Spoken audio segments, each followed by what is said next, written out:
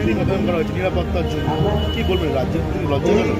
এটা আমার কাছেও খুব লজ্জার ব্যাপার যে শেষমেশ আর্যগর মেডিকেল কলেজের মতো আমাদের রাজ্যে প্রেস্টিজিয়াস তাকে কোন জায়গাতে নিয়ে গেল সরকার এবং পুলিশ প্রশাসন, যে সুপ্রিম কোর্টকে শেষমেশ বলতে হচ্ছে যে সিআইএসএফ নিরাপত্তা। কারণ রাজ্যের পুলিশ বুঝিয়ে দিয়েছে যে দুষ্কৃতীদের তাড়া করে তারা পার করতে পারে না, দুষ্কৃতীদের তাড়ায় পুলিশ পালিয়ে যায় যাতে হাসপাতালটা ভাঙচুর করে। ফলে রাজ্য পুলিশ হাসপাতালকে রক্ষা করতে পারবে এবং মানুষকে নিরাপত্তা দিতে পারবে। এই ভরসাটা যে কমছে এটা খুব বিপজ্জনক, কিন্তু এর দায় রাজ্য সরকার। পড়ুয়াদের নিরাপত্তার নিয়েও তো সিএসএফকে নিয়োগ করা হয়েছে, পড়ুয়াদের নিরাপত্তার জন্য, পড়ুয়াদের হসপিটাল পড়ুয়াদের। আমি আবারও বলছি যে সুপ্রিম কোর্টের নির্দেশে সিআইএসএফকে নিয়োগ করা হচ্ছে। সুপ্রিম কোর্ট কেন এই কথা বলছে? হাইকোর্ট যে সুরে বলেছে একই সুরে কথা বলেছে।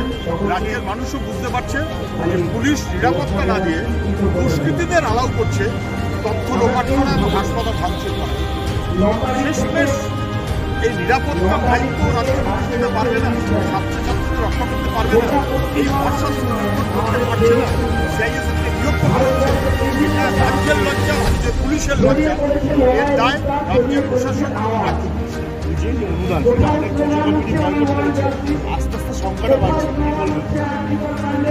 দেখুন, আমাদের ক্লাবগুলো অথবা যে কোনো অনুষ্ঠান করে টাকা সংগ্রহ করে গরিব মানুষের পাশে দাঁড়াতে, জামা কাপড় দিচ্ছে, কম্বল দিচ্ছে,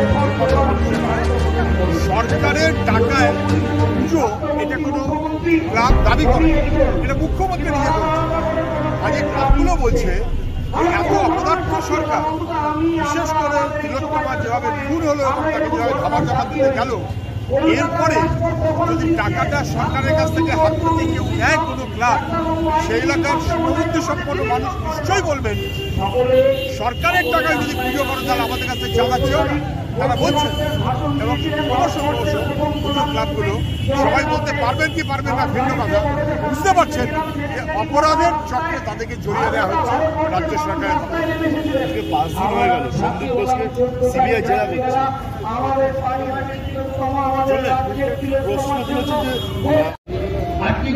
যে এখন তো হাইকোর্টের কাছেও স্পষ্ট ধরা পড়ে গেছে, সুপ্রিম কোর্টের কাছেও ধরা পড়া গেছে। নির্লজ্জ গোটা দেশের কাছে আমাদের বাংলার মুখটা একেবারে কালো করে দিল রাজ্যের সরকার, না বুঝবার কোনো কারণ নেই। আর কি আর কোথায় দিয়ে যেতে চায় রাজ্যটাকে? মুখ্যমন্ত্রী কি বললেন?